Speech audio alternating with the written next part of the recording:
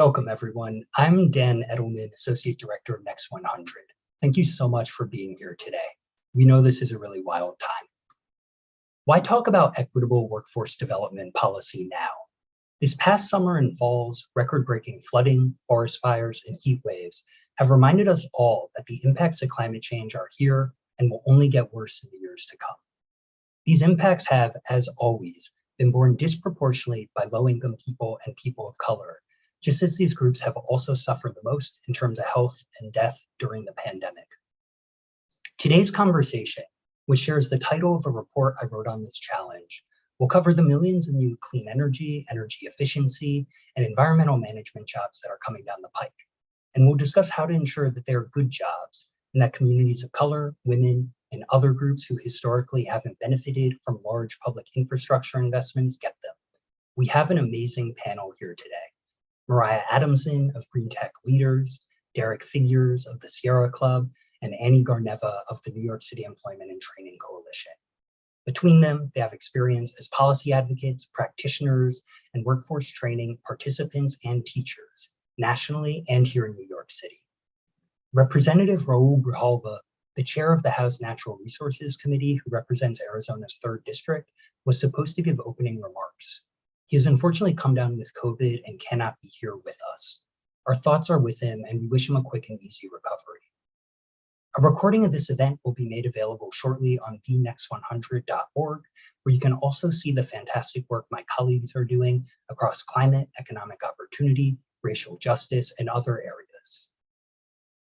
The federal government has already taken some steps in the right direction to slow the climate crisis, and if the climate portion of Build Back Better passes, we'll take many more. While estimates vary, if the US invests sufficiently to decarbonize and support the international effort to limit global warming to between 1.5 and 2 degrees Celsius, that spending would create as many as 25 million new jobs. But even with potentially tens of millions of new green jobs coming, these solutions alone are incomplete. Comprehensive climate policy must not only include funding that creates good jobs, it must also create pathways into them, particularly for the people and communities that need them most. The existing public workforce system is not yet up to this challenge, as it is decentralized, complex, and underfunded.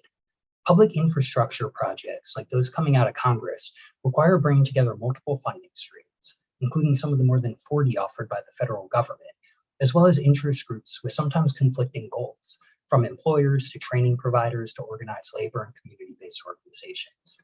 And low-income job seekers, who are disproportionately people of color, often left to navigate this disjointed ecosystem of uncoordinated training and job placement offerings completely on their own. Meanwhile, manufacturing, construction, and other employers in emerging green sectors continue to hire already trained workers who are predominantly white and male. As our panelists will share, this doesn't have to be the way things are. Policymakers and other actors in the economy have a lot of tools at their disposal to remedy this situation, and we'll be talking about some of those today. It is now my absolute pleasure to introduce our 3 panelists, Mariah, Derek, and Annie. Mariah, would you like to start and share a little bit more about yourself? Sure thing. Hi, everyone. My name is Mariah. I am currently a teacher's assistant with Green Tech Leaders, but before I had this job, I actually have a lot of experience with direct installation. I also have some office work etiquette, meaning talking with like a business owners and such. And it all started with me being a part of Green City Force. So I'll keep it simple. I'll keep it there. Thanks so much, Mariah. Derek, would you like to share a little bit more about what you do and where you're coming from? Sure. My name is Derek Figures. I go by he, him pronouns, and I work for the Sierra Club as their Labor and Economic Justice Director. Before coming to Sierra Club about a year ago, I used to work for the American Federation of Teachers, and there I handled the workforce development portfolios as well as career and technical education. Thanks so much. Annie, would you like to introduce yourself too? Hi, everyone. My name is Annie Garneva. I'm the Vice President of Policy and Special Initiatives at the New York City Employment and Training Coalition, which is a coalition of talent development organizations. So anything from community colleges and the CUNY system to community-based organizations that are really rooted in neighborhoods, helping people get their high school equivalency or any kind of technical training. So I've been doing that work for about 10 years, and we're an advocacy organization helping pass policies that connect workforce development and job seekers who would like to, pursue alternative forms of education, as well as making sure that local neighborhoods and communities are really part of the economic process rather than kind of recipients of policies that kind of fall upon them. I've also done a lot of environmental activism work, specifically around infrastructure and anti-pipeline work with a local volunteer organization called Sand Energy Project. So most recently, a couple of years ago, I helped stop a $1 billion pipeline that was about to go through Coney Island called the Williams Pipeline. So kind of rooted in both parts of this conversation. Nice to be here. Thanks so much, all of you. So to start us off, Mariah, could you tell us a little bit about who are the people who seek out public workforce programs and what their experience doing that looks like? Okay, so from what I've seen or in my personal experience, I think I could break it down into like 3 points, which is usually environment, passion, and I guess even way of life. So a lot of the people that either I worked with or that most people in my position would work with, they are usually people that may not really know what their life is going to be or where they want to go, because I come from Green City Forest. It was a 18 to 24 type of age group, and within that time, either you graduated high school or you didn't. Maybe you have a little bit of college experience, but or maybe you didn't go to college. Usually, depending on their environment, that wasn't even sustainable for them to even do. And even when it comes down to their passion, maybe they were interested in being something all their life, but then it ends up changing to something else. So while trying to fill in that space for their passion, they do something else that will actually just help them sustain their life. I believe that when I say way of life, that, depending on their upbringing, it just wasn't easy for them to go into their specific passion. So they had to think about other ways to live. Does that make sense? That does. Yeah, Yeah, sorry. I'm always going to say that. I just want to make sure that what I'm saying does make sense and that I'm not, branching off too much. No, thank you very much for sharing. Derek, branching off of what Mariah was describing about the type of folks who seek out public workforce programs, could you share a little bit more about the systems and policies that need to be in place to help historically marginalized communities take part in the clean energy transitions of the next several decades? Sure. I'd like to just kind of acknowledge Mariah is probably not an uncommon demographic in terms of possibly identifying as a female and being between the ages of 18 to 24 in terms of how, age range for people who are kind of navigating a system that is oftentimes disjointed, like you raised earlier. And then there's also these pieces where there's a lack of guidance, particularly in some of the workforce development systems, the public workforce development systems, state to state. There's no uniformity, as you raised. And I had a few points that I wanted to raise in terms of proximity. Workforce education and training centers need to be within a reasonable proximity to low-income communities and workers. And then schools, particularly K through 12 settings, schools in these communities or communities of color need to be more modernized and adequately equipped to foster healthy learning environments and meet the needs of labor market trends of a future competitive workforce, particularly in this green economy that we're embarking upon. And then I think as we look toward IIJA or Build Back Better, if we ever get that passed, state and local governments with wide discretion over how these investments are spent need to disrupt the status quo of how federal dollars are delivered leading with the least prepared workers and those from communities of color. Thank you for sharing. Annie, can you share a little bit more about what some of the systems and policies Derek and Mariah have touched on and alluded to, what they kind of look like from the perspective of organizations that are on the ground providing training? Sure.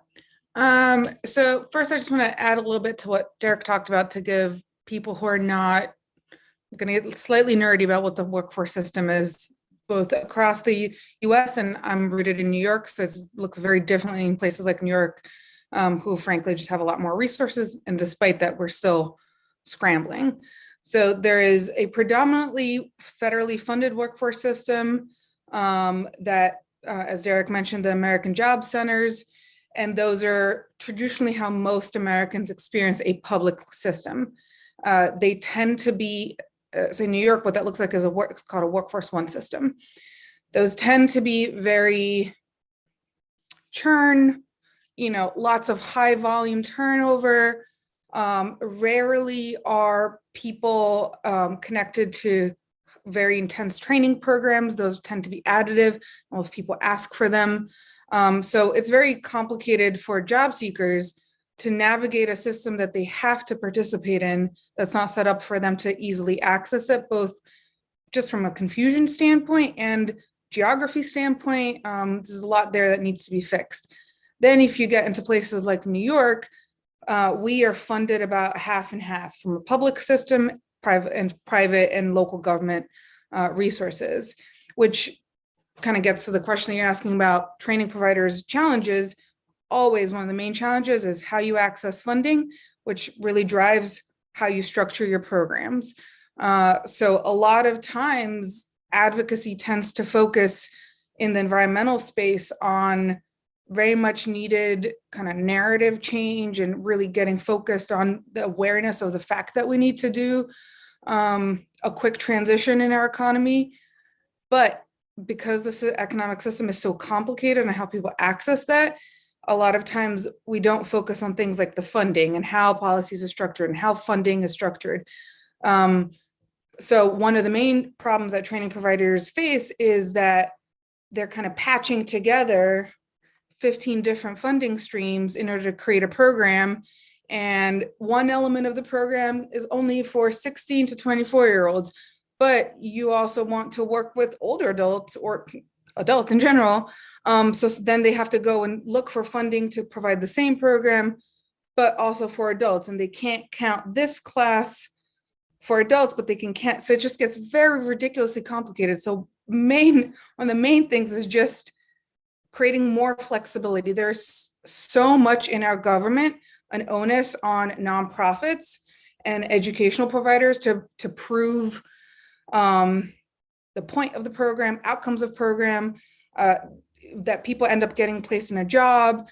So there's a lot of really highly specific and tight markers that training providers are held to a really high standard on because it's government funding, but we don't see it actually makes them worse at their job because they're spending so much more time having to deal with that.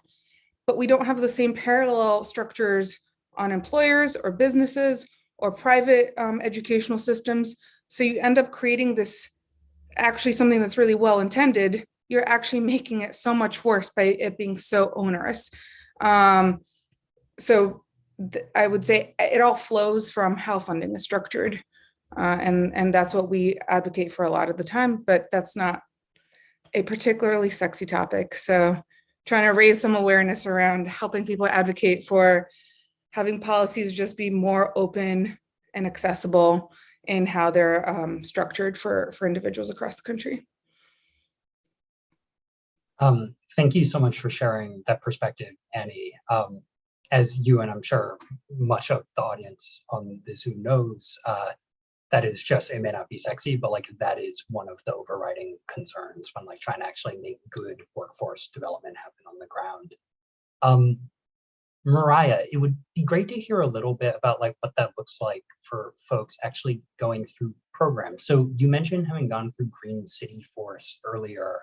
And it would be great if you could tell us a little bit more about Green City Forest and what your experience there was like, what training and other services or supports you received or anything else. Of course. So I know I was fairly brief in the first question, and then in my quick introduction to myself. But now this is when I can go a little bit more in depth.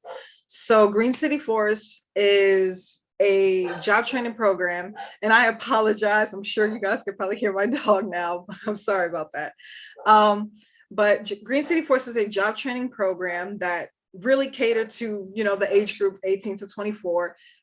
But the reason why it was so important was that it specifically focused on public housing, people in NYCHA. In NYCHA, that's known as a New York City Housing, New York City Housing Authority. I'm sorry, I might have butchered that just now, but it's what we would consider usually as the projects. So it was really important for people that look like me, because it gave us a different type of outlook, instead of being what people that live in the projects, what you think they do, which is the illegal things. And the one of the things that Green City Force specifically catered to was doing things related to sustainability for these project developments, mainly working through electrical and kind of like gardening as well. So, well, not kind of, definitely gardening. And through those projects, I've been able to do like a mixture of both, where the direct installation part of me comes from me going door to door into different public developments and just talking to people, letting them know like, hey, we can switch out your light bulbs. It's free. You don't have to pay for anything, And when you're in those type of developments, usually people can be very skeptic, because they already feel like they're in a place where nothing is free in this world. So when you come and you have such an energy and you're nice and everything, they feel like it could be a scam. But we do try to make ourselves known in these places where it's like, okay, before we just knock on your door, let us show you what we're about. They also, Green City Forest does a lot of promotion to get as many people from all these different types of public developments, because the more people that know about Green City Forest, it creates like a community within these communities. Does that make sense? And the type of opportunities that I've had, they have like Green City Forest has different types of training things. I've been able to do BPI. Sorry if I don't remember the full name for that. Then there's also OSHA. You have, I'm sorry, I have a list here. I didn't want to forget. It's also, my bad. OSHA, GPRO, BPI.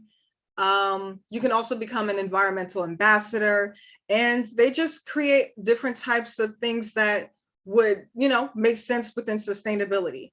And me personally, through Green City Forest, I've had like 3 opportunities related to like their, I would like to call it like their sister companies or like their family companies, where a lot of other Green City Forest members like myself have ventured off into, which are like 3 different types of jobs that I've had because of Green City Forest. And yeah, they were all great. They were really fun, and I learned a lot on those jobs.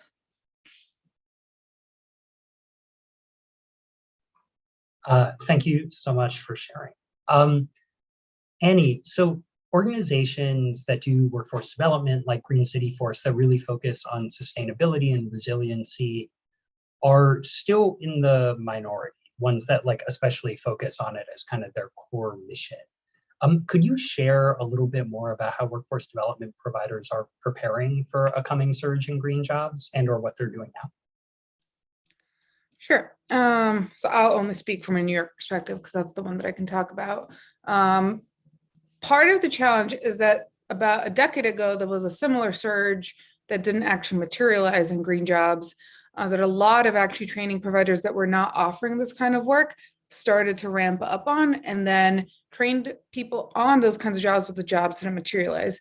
There's a lot of kind of psychological fear around having that happen again. So part of the work is just getting people to understand that, like, no, this time it's real, and you build it as you go. If you create talent, then and you're also pushing to work more closely with employers to make sure that the talent that you're helping build is reflective of jobs as they're coming. You're also actually building those jobs. So oftentimes we tend to think of in the system of economic development and workforce development as separate types of work.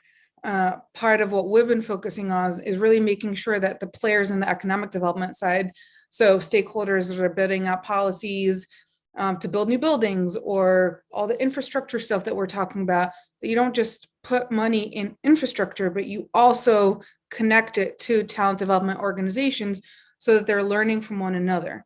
Kind of slightly going back to the previous question, that is another main challenge for training providers, is just getting connections to employers so that their curriculum is reflective of actual needs on the ground, so that once people are trained, they have a place to get a job and they're not just stuck feeling like they don't have any opportunities. And ultimately, just to make sure that we want business, the part of the element of talent development that we're working on is we want businesses to grow locally and thrive locally. And that is part of the equation of the conversation that we're having, is if we're building infrastructure that is built by companies that are outside of a local area, and you're not training people on the ground, specifically targeted communities that have always been left out, then it's just how we get gentrification. It's how we get economic inequity, and you're just perpetuating the same cycle. But they have to be done together at the same time. So kind of going back to your question around what are training providers doing now, I'm definitely seeing a lot more interest, not just in already existing organizations that are doing sustainability work, but traditional training providers that have had maybe work in electrical work or any kind of building maintenance, tech training programs, kind of the full gamut. You can start to really think that there's lots of skills that can be transitioned or become additive for green jobs. And there's lots of positions that people have worked in the past that with new levels of training, those can be turned into green jobs. So we're really encouraging a lot of that kind of cross-pollination between training providers so that they can be prepared for what's happening. Then there's also lots of training that needs to occur that is not green specific: project management, digital foundational skills, kind of communications, and those kinds of foundational work that we all need. And up to this point, a lot of it tends to be siloed off. So really the high quality training providers are ones that either integrate that into their sustainability and clean energy, et cetera, work, or are partnering with other training providers to make sure that those elements are built into it. Because without that, if you're only doing the technical piece and not the social communicative project management piece, again, you're going to set up people for failure because they're going to enter a very complex field without both sets of skill sets. Thank you for sharing. Mariah, in looking at some of the challenges Annie just raised, particularly the difficulties of having a relevant curriculum that actually prepares people for good jobs, or ensuring that good jobs for folks are local to them. Did you or other people possibly including your current students that you see at Green Tech Leaders, did you or any of these folks face any of these challenges in trying to receive training or job placement after receiving training? I would say a good portion of when I think back to just my experiences overall since graduating Green City Forest, I think so Okay, because I'll start with you asking me about green tech leaders first. So a lot of the people that come from green or sign up for our classes,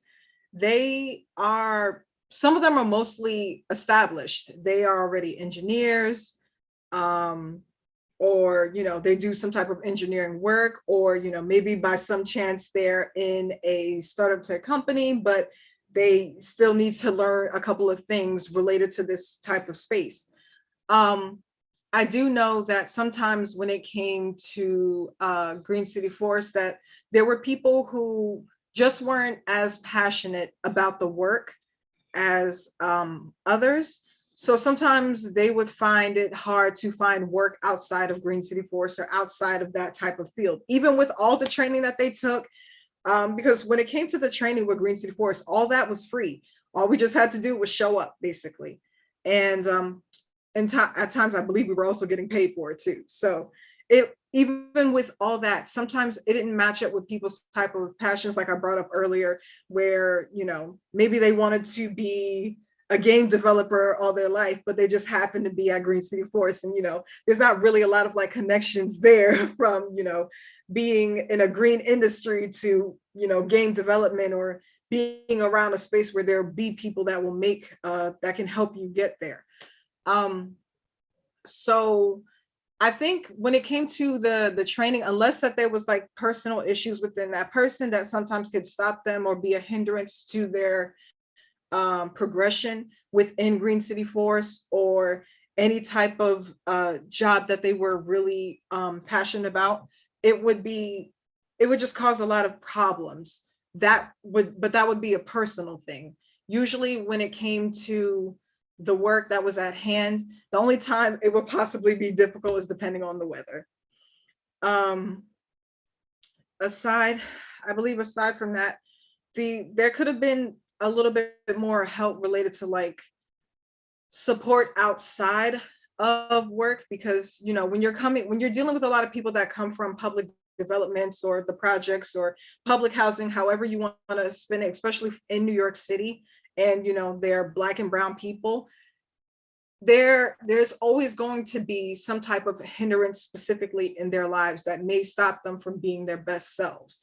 And when you have these type of systems or these type of training programs that are specifically catered to people that look like me or that live in developments that I've lived in, sometimes they may have the type of friends that don't want them to do better, but it takes for you to speak to that person specifically to know that, okay, they would like to change their life, and you have to give them that choice and let them be able to make it.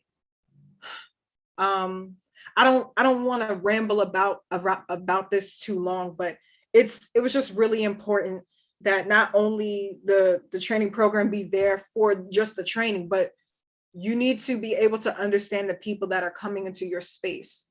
Because although it's important that that we are creating a green industry, we're creating green jobs, we can't really make it as green and as wonderful of a world if we're not focusing on the individual as well, to make sure that if the individual is fine, then they will be able to do their work just as fine. I hope that makes sense. That wasn't rambling at all. Thank you very much for your thoughts. They were really helpful. Derek, looking at the challenges that you, Annie, and Mariah described, what are the policy changes you see coming in the future, and will they fully address these challenges? I think, and thanks, Mariah, for just kind of giving us that, that very important snapshot of, how things happen on the ground, and same with Annie in terms of, New York City and just how policies are distributed and delivered to those who need it most in the communities that need it most. In terms of policies that are, kind of forthcoming, we do have the Infrastructure and Investment Jobs Act, and that's money that is, I think it's about $1.2 trillion. It's already out the door. A lot of agencies have already started, doling out RFIs or requests for information, but they're cutting the days short, right? Like the deadline is like next week in some cases. or the first week of February. But Department of Transportation is really active on this, Department of Energy, the Environmental Protection Agency, but I can go on and on about the agencies that are starting to gear up. Department of Labor has also been very active as of late in terms of how they will be delivering workforce development support for the agencies that are moving the money to the streets or to the ground, to the communities. One more promising policy is going to be Justice 40 initiative, which focuses on 40% of all of a lot of it is coming out of IIJA. I'm sorry for the infrastructure acronym, and then also Build Back Better, or BBB, whatever you want to call it. That Justice 40 is really focused on making sure that 40% of all of the dollars that flow from both these pieces, IIJA and Build Back Better, make it to underserved communities. And that includes, but is not limited to, communities that are transitioning or doing an energy transition, like coal communities like Appalachia, communities that have not had traditional access to water and sanitation, or safe or clean water and sanitation, like a Detroit. And there's a host of other pieces related to the communities that should be getting more access to the funding dollars in the Justice 40 initiative. Native American countries definitely on top of the list. Through the Environmental Protection Agency, they announced some dedicated dollars, billions of dollars, for just kind of upgrading infrastructure across a lot of Native American lands. And that's very important in Sierra Club. And then there's a lot of other states who are just kind of going back to a couple of questions about what some public workforce systems are doing. If you look around the country, there are a number of private companies that have opened up shop, whether it's a lithium mining facility in Georgia. Georgia was ready for that, right? Covington, Georgia, if I'm not mistaken, for a battery plant that I think Rivian may have announced that they are opening. And I think Rivian is also potentially opening in Illinois. I think Ford announced their EV ramp up in just north of Memphis. And a lot of the career and technical education system, as well as the workforce development system in Tennessee, has been widely known as a relatively good system. Now, I come from a union background, so I do have some reservations about some of this movement towards the South, because oftentimes there is a culmination of workers' rights issues, civil rights issues. Let's be clear, voting rights still matter. And a lot of the folks in the South, particularly the state legislators who have taken away, basically disenfranchised the disenfranchised further, right? Have made it so that workers' rights, gender rights, economic rights across the board, and numerous inequities are continually exposed, right? And so in these companies, they honestly have an obligation, in my opinion. I'm sorry to get on a soapbox about this, but these companies, these green energy, these green companies, so to speak, right, have to own up to the fact that they're moving to parts of the country that have the lowest common denominator in terms of inequities.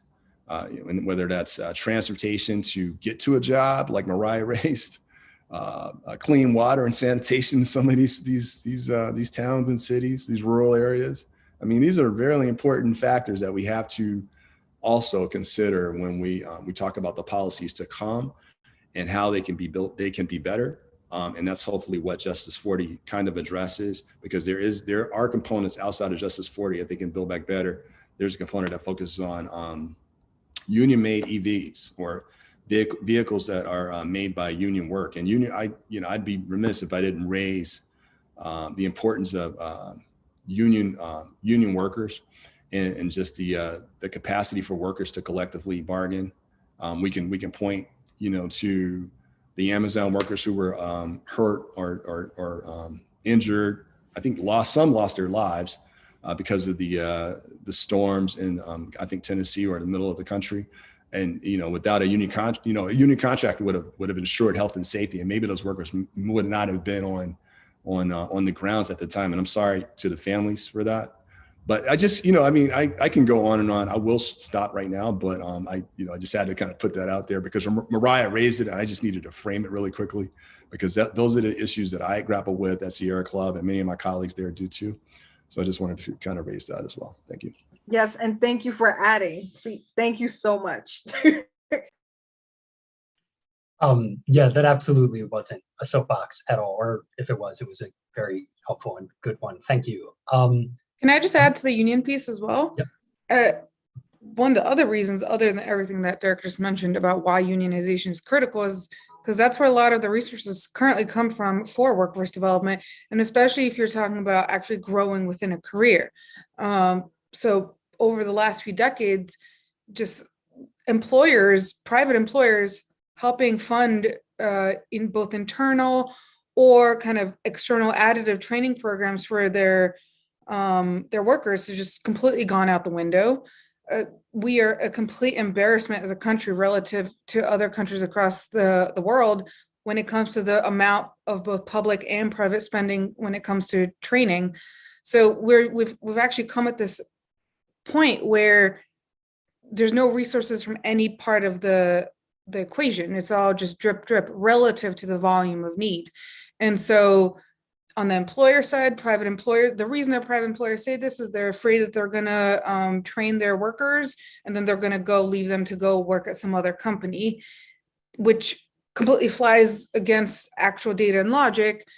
We find that workers who have access to professional development actually have much lower rates of turnover. They tend to grow more within their companies. Companies that are highly educated and more diverse always have higher outcomes, both on kind of every scale. And on the unionization side, that's where we see a lot of those kind of very clear cut and easy to access pathways. And so unions are both need to grow for all those purposes, but we also need to emulate apprenticeships that to exist outside of the unionization process, just purely because they're some of the best of education programs. So I just want to add that. No, thank you for adding that. And Derek and Annie, it's super helpful to hear you both speak to the responsibility of employers when it comes to advancing equity in the workforce. This is not just a policy problem, it is an individual and collective action problem as well. For any of you who want to respond, what can we learn from past unsuccessful efforts to bring equity and quality to training programs? Okay, so, okay, I'm already unmuted, great. So I know I brought it up already, but it's really, really important to understand the people that are a part of your training program. Because, if you want to keep a tight ship, you got to make sure that the people that are on board are good. And I know I keep saying good, but it's really important for the people that you're working with to know that they have a place that they can come and that they know that they'll be supported. And I also think that ties into just also being more personable. I know that, of course, it's the workforce, so how personal can you be? But when you create a community within your workforce, you'll see that it'll work more in a positive than a negative. That's how I've at least seen it.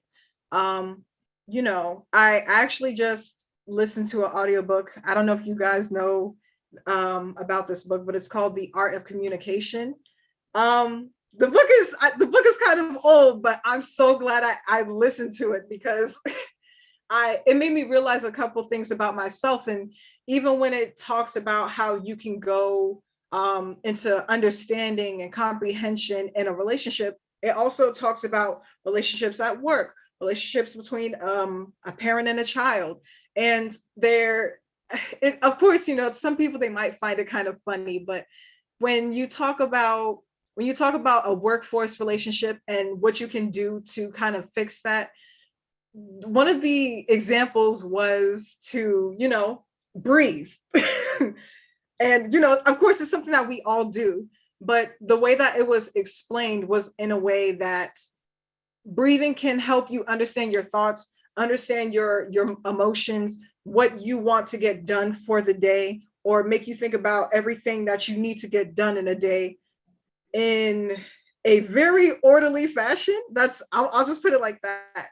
And when I was listening to that book, it talks about, when you're talking to people or when they're talking to you, you have to, yes, it is mindfulness, much so mindfulness. You have to listen to understand instead of listening to answer or, to battle out what they said. From my experience with Green City Force, those that needed the help, they would get it. But of course, there were some people that maybe needed that push, but they weren't able to, come out and say exactly what they needed from Green City Force or the team of Green City Force that could help them with those issues. So I think, definitely having if not the whole team being personable, at least a group of people that can cater to those needs so that when the work needs to be done, there are no issues, there's no problem. And I even wanted to add to what Annie and Derek was saying when it comes related to transportation and just the idea of a workforce that doesn't want to teach you everything that you need to know so that you can go to another place and do better. I've actually, because of where I am currently with my job with Green Tech Leaders, we encourage that you take the information that we are sharing with you. Yes, okay, I said it right. I'm sorry.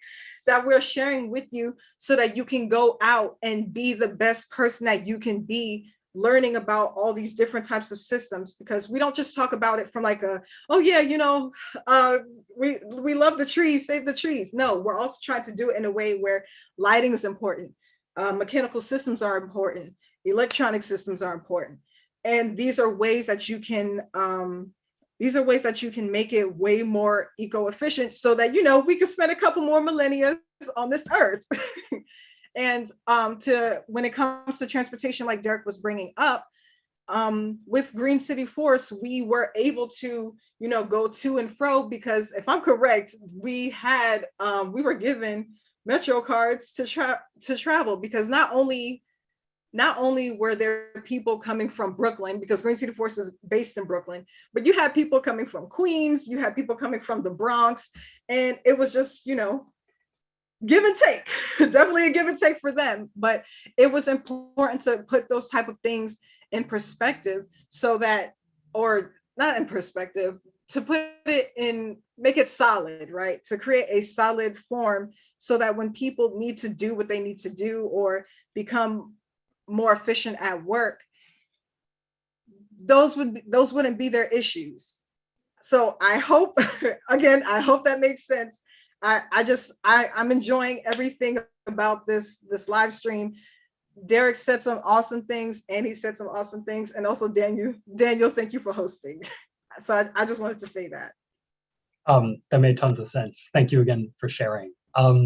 We've been getting a lot of great audience questions, and we're going to transition to answering some of those now. Please keep them coming.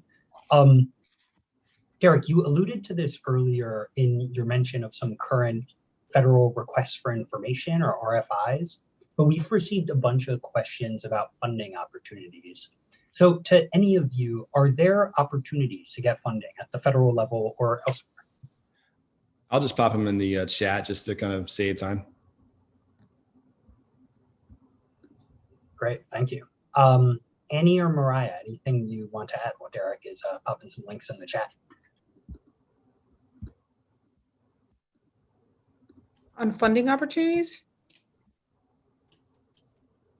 Yeah. Oh. That one is a hard one off the top of my head. I will make a pitch for people signing up to our newsletter, where we put funding opportunities as they come along, at least in New York City, and a lot of them tend to be federal. Sometimes they're green specific, sometimes they're for any kind of training. I will at some point put that in the chat for people that want to sign up. But I also wanted to kind of go back a little bit to the equity question, in terms of what makes, what are unsuccessful and successful efforts around equity. And that my answer kind of ties also to some questions I've been asked around what are elements of a good training program and kind of how are employers accountable. A good training program should have, like, the skills stuff is kind of just the baseline. You should always have connections to employers and really be working with employers to build out curricula, multiple types of employers, not just one, because then it really becomes a little bit like a direct pipeline. But then all the other elements that Mariah alluded to are the ones that actually make a program accessible and equitable, and why we've seen programs fail in the past. Having wraparound services, childcare, transportation supports, mental health supports, all what we have in the past called soft skills, which are really foundational skills. So having people develop confidence, talking about how they should be talking with their peers, communication skills, email etiquette, all that stuff is not, when you actually talk to employers across the board, things that we've deemed soft skills are actually what makes people successful in a job. Consistently, employers say that if they have people that have all that other stuff, learning how to learn, learning how to grow, you can build the kind of more technical stuff in-house. But all the other stuff is, especially the older you get, the more difficult it is to develop those things. So programs that have been equity elements have been unsuccessful before because we don't prioritize those things. We treat those things as somebody else's problem, and the only thing that consistently people have focused on is get someone a credential and get them out the door to connect to an employer. But oftentimes we see people training and coming back through the door because you haven't actually set people up for success. So if we're gonna do equity right, we actually need to focus on the rooted challenges that people have, not pretend like, and those are expensive. You know, it's a $10,000 program is not going to fix somebody's 20 years of trauma that they've experienced. It's just unrealistic at best. So kind of also goes back to the previous question about what funders are resistant to. We don't have good ways of talking about how many resources it takes to help people thrive in something. And so and those things are not currently measurable by the quantitative standards that a production-oriented society has gotten used to measuring. We know that workforce outcomes take at least 3 years after a training program or an employment program for you to see measurable, valuable outcomes. But most funders only ask for 90-day or 1-year outcomes, completely contrarian. If you look at college, which is our currently predominant system, 4 years at $200K, sure, that maybe gets you closer to a place where someone could get to a place where they're growing within a career. How does that compare to a $10,000 6-week program? I mean, it's just the math doesn't add up. Thank you, Annie. Building off of what Annie was saying earlier about what makes a good training program centered around sustainability, this was another audience question that came in. Mariah or Derek, do you have anything to add? Yeah, I did have some prepared points, and I'm just going to pull them off the top of my head because I had a couple of other comments related to both what Annie and Mariah said. Mariah was talking about even when you get into a job, there was a comment about just kind of navigating more aspirations, right? You know, because not every worker wants to work at a job for 20 years or so. No one these days, especially I imagine Mariah's generation. And so there are some allowable uses in the current kind of workforce glue, if you will, the Workforce Innovation and Opportunity Act, called Workplace Learning Advisors. I think your local workforce board and/or some of the governors are able to set aside some funds to make it so that you have on the job workplace advisors or career counselors, so to speak. You have to noodle around that bill to figure that out and figure out how to make it happen. And that's part of the problem I think that Annie's alluding to. And I definitely have to to Annie's point about four-year institutions kind of being the model, I definitely have to raise a flag for career and technical education and career and technical student organizations, because they are kind of the entree for a lot of students and kids to be exposed at early grades to the careers that are out there or forthcoming, right? And I think far too often,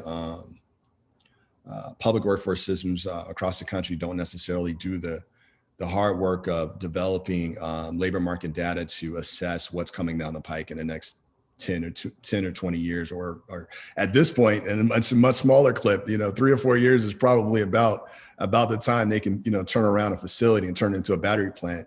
So folks have to be flexible enough to recognize that the current systems, the current status quo is not going to cut it. And we will not be competitive, right, as a country in the future because of that, because a lot of countries are pivoting very quickly as we steer towards a clean economy. And I think that was it. I think, I'm sorry, I may have missed your question, Dan. I'm so sorry about that. Let me see if I can pull it up right quick. No, that was good. That was good. Thank you. We've all gotten fired up and are very on our soapboxes of passion. Again, if there are soapboxes, they're good soapboxes. There's nothing bad here.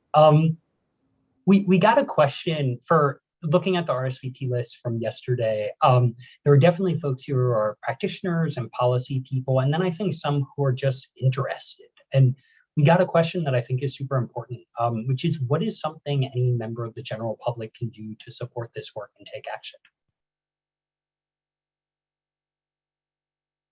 I'll jump in and just say, follow the money.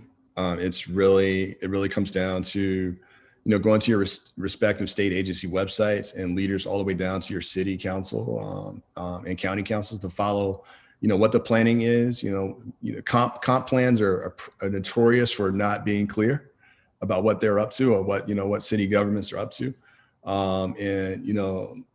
My understanding and my perspective is, and I live in the Washington, D.C. area, more often than not, the planning is already underway. It's almost like voting rights. They'll put when it's time to vote in some communities, particularly in like rural or Black and brown communities, they'll put the polling centers in the metro section. No one reads the metro section. I mean, at least for folks who read papers, right? No one reads the metro section, even the front page.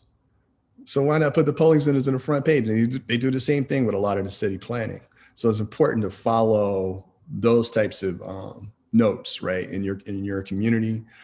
Get with your community groups, ask them, the leaders of your community organizations, ask them, where these dollars are flowing, because if they don't know, they should know, and they should be responsible for finding out for their communities or organizations they represent. Just to echo that, I would say activism works really well, but you have to get really, really deep in it. And so picking one really niche thing that you then push on, activists have to be involved in the types of things that Derek is just describing. You have to go to community board meetings. You have to go to like the parochial, feedback sessions that they have, and they'll put the Zoom somewhere that you can't find. So I would say making sure you have to pick kind of which way you want to enter it. Are you more of an education person, or are you more of a environmental person? And then make sure that the opposite viewpoint is integrated into the activism that you do. So if you're entering it from a climate space, making sure that when you're on the streets screaming, or you're going to the community boards to make sure that a type of law passes, you're also integrating in talking points, not just that there should be jobs writ large, but that there should be mandates about funding that goes directly to impacted communities, that funding is only tied to kind of flexible funding models, things like that. And so it's just really doing your research.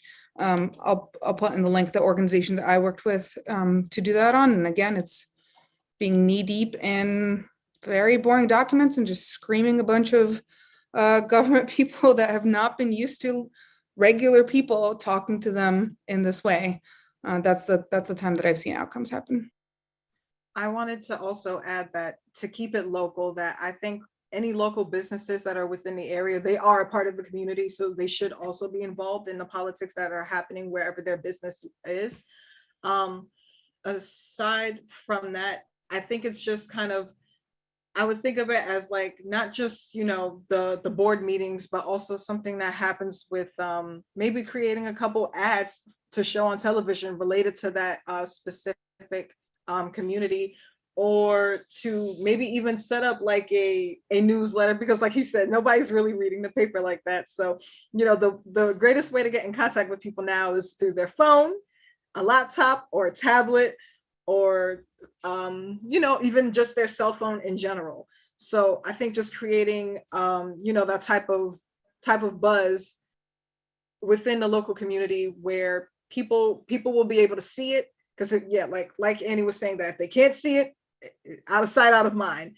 And also, it was a great point for Derek to bring up, you know, following the money. I didn't even want to say that, but of course, like, you know, that's what a lot of these training programs are about, where, you know, this is, along with the green industry, you know, creating a greener world, you know, a lot of people like green in their pockets. So, you know, that would be the greatest way to share with them, like, okay, we can start it simple with saying that, you know, the green industry is great because we're saving the planet, but you're also going to get paid. So, you know, you might as well be a part of this initiative so that we can continue to, you know, better the world. If, you know, because some people, they don't care about bettering the world, but they do like, you know, getting better things and better materials. So that's the only way to really put it, I guess.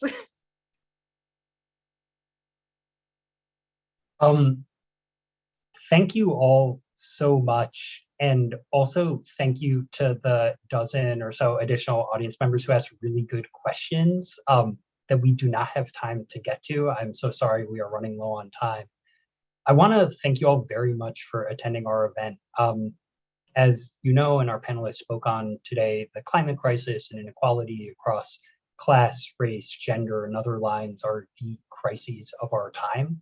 But it brings me hope to know that all of you, both on the panel and in the audience, are working on confronting these challenges. I want to extend a really special thank you to Mariah, Annie, and Derek, as well as everyone who helped with the event at Next 100 and the Century Foundation.